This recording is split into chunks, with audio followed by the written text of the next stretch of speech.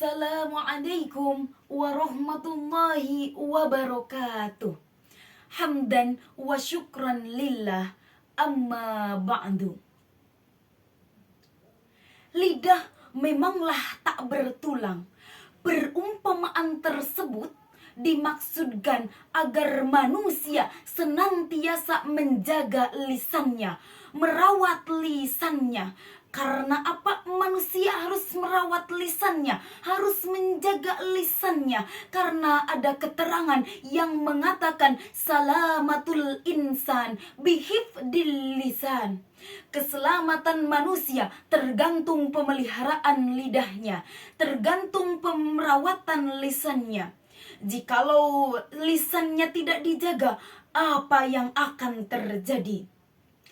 Kenapa manusia harus menjaga lisannya?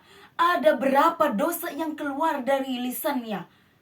Ada ghibah, ada fitnah, dan juga ada namimah. Itu semua perbuatan dosa yang keluar dari lisan. Namimah, ghibah, dan fitnah itu beda tipis.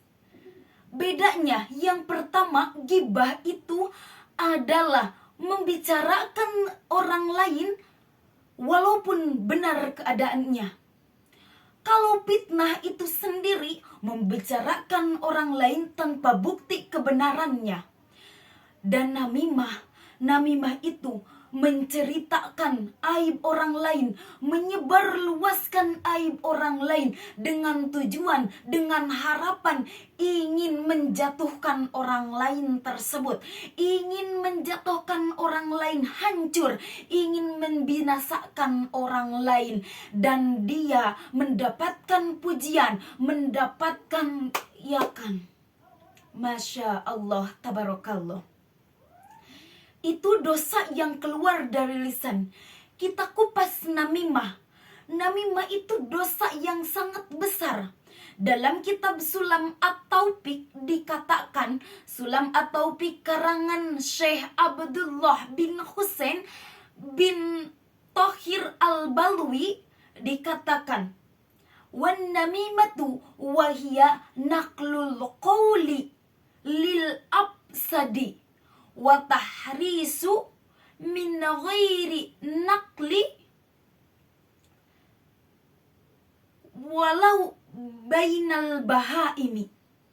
Dalam kitab Sulam tersebut dikatakan naqlul qawli lil absadi, menyebarluaskan cerita, menyebarluaskan fitnah, menyebarluaskan pembicaraan agar rusaknya mereka, agar hancurnya mereka, agar hancurnya satu kaum.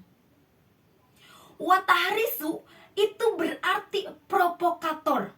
Yang namimah itu ada provokator. Selain daripada menyebarluaskan, dia juga seorang namimah itu, adu domba itu menjadi seorang provokator. Provokator bagaimana? Agar pecah belah antara kaum yang satu dengan kaum yang lainnya. Contohnya, Nyi Odob tentu bodoh dan Nyi Hewir tentu riweuh. Nyi Odob mendengarkan Nyi Hewir menceritakan tentang Nyi Alewo, menceritakan tentang aibnya. Nah, Nyi Hewir ini karena riweuh, jadi Nyi Alewo yang diceritakan oleh Nyi Odob itu, dia riweuh banget menguping. Dan diceritakan, disebarluaskan kepada orang banyak. Yang akhirnya yang diceritakan tadi oleh Nyi Hewir ke setiap orang, dia jadi rusak, dia jadi musnah, dia jadi binasa. Itulah pengertian dari adu domba. Adu domba, namimah, ada adu domba dan menjadi seorang provokator. Bagaimana kita cara antisipasi atau cara tips untuk menghindari sifat namimah? Allah Subhanahu wa ta'ala Allah Subhanahu wa taala berfirman dalam Al-Qur'an surat Al-Hujurat ayat 6, A'udzu billahi minasy syaithanir rajim. Bismillahirrahmanirrahim. Ya ayyuhalladzina amanu in ja'akum